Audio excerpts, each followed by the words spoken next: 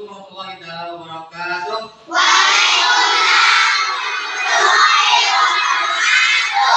Apa kabar hari ini?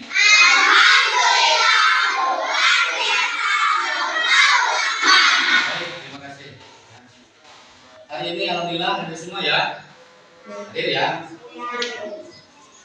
Kali ini kelas 4 kita akan mempelajari tentang materi pemerintahan desa dan kelurahan dan kecamatan ya. Nah, yang perlu kita ketahui ya, desa itu dipimpin oleh siapa? Jom, yang tahu? Ada yang tahu, Jom? Desa dipimpin oleh siapa? Ayo, Alin?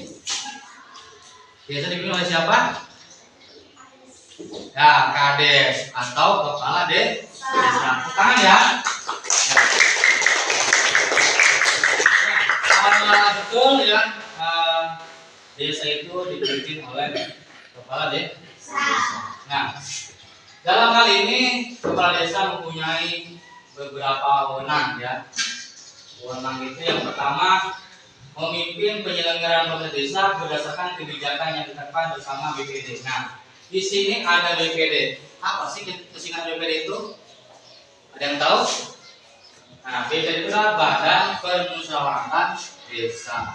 Nah, pada dasarnya kepala desa itu dipilih oleh masyarakat, ya, dipilih oleh masyarakat melalui pilkades. Ya. Nah, sebelumnya itu BPD itu yang menyelenggarakan pilkades. Ya. Jadi BPD selaku panitia penyelenggara pilkades. Untuk apa? Untuk memilih kepala desa yang masa jabatannya kepala desa itu berapa tahun sekali? 6 tahun sekali ya. Nah, itu ya. Jadi BPD punya peran sebagai panitia pelaksana pilkades. Nah, yang kedua, kepala desa itu mempunyai wewenang mengajukan rancangan peraturan desa ya. Namanya Perdes, peraturan desa. Nah, yang ketiga, menetapkan peraturan desa yang telah mendapat persetujuan BPD. Nah, jadi kepala desa itu bersama dengan unsur perangkatnya, ya, misalnya ada sekretaris desa, ada sekretaris desa, ada kalau pemerintahan, ya, dan staf-staf yang lain bersama RW dan RT-nya membentuk namanya peraturan desa. Nah, yang telah menyusun dan mengajukan rancangan desa mengenai APBD desa untuk dibahas bersama BPD. Nah, APBD desa itu, ya, misalkan di desa itu ada masyarakat yang UMKM, ya, misalkan membuat keripik atau kerupuk. Nah, ini namanya APBD desa yang nanti akan disusun dibantu oleh keuangan desa. Nah, selanjutnya membina ilmu masyarakat desa. Membina ilmu desa, artinya desa ini terdiri dari beberapa RW dan RT. Nah, membina masyarakat desa itu misalkan dengan pos kamling, dengan sis kamling, ya, dengan kegiatan-kegiatan yang lain seperti itu. Lalu membina perekonomian desa, mempromosikan hubungan desa secara partisipasi, mewakili desanya di dalam dan luar pengadilan.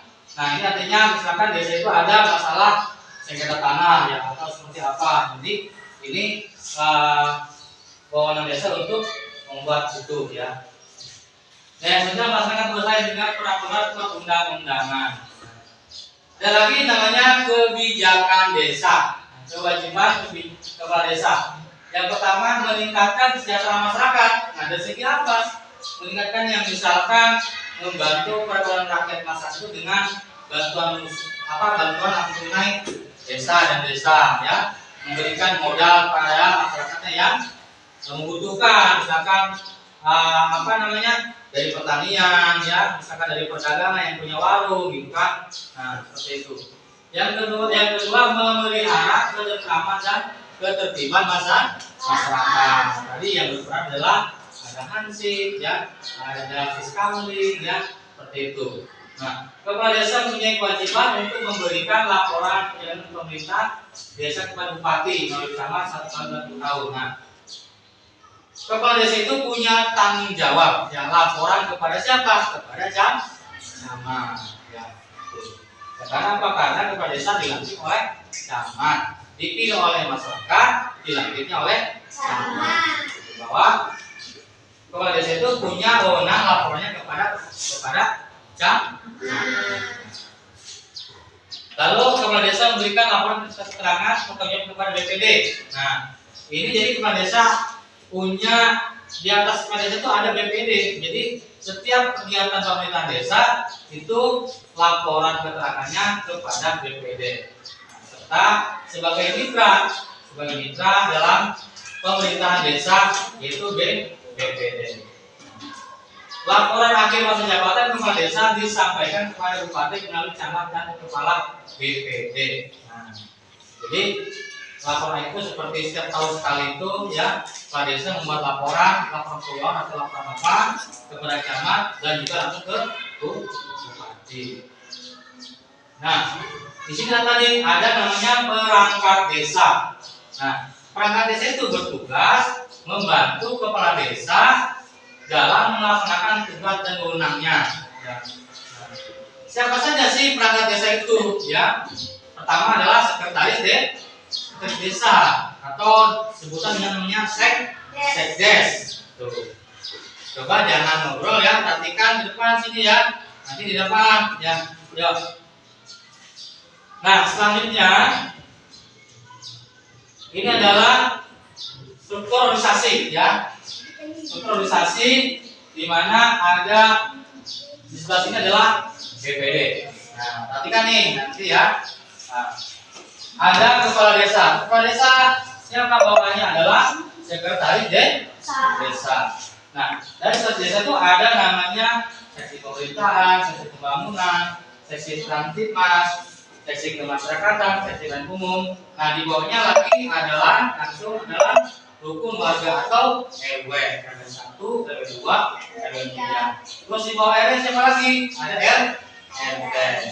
Apa singkat RT? Rukun tetangga. RT itu singkatnya rukun tetangga.